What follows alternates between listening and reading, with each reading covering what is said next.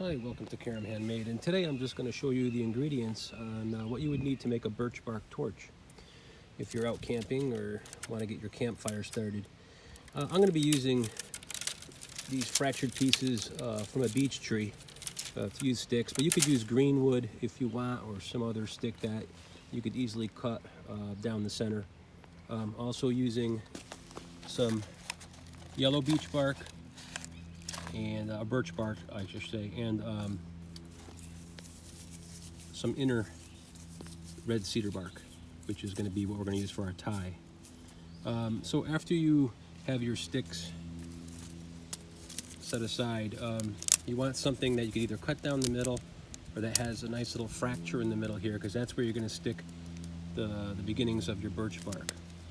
And after you put that inside there, you're just going to curl it around. It's also important to take any pieces of wood that are stuck to the inner bark off, because that's going to make it too stiff. You want to be able to roll it like this.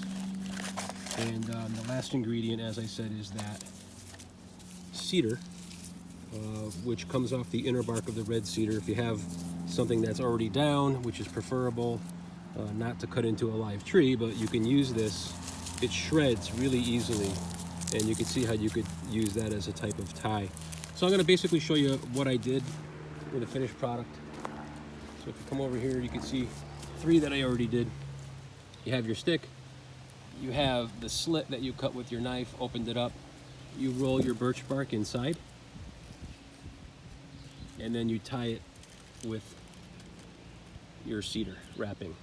The Native Americans use these to fish with.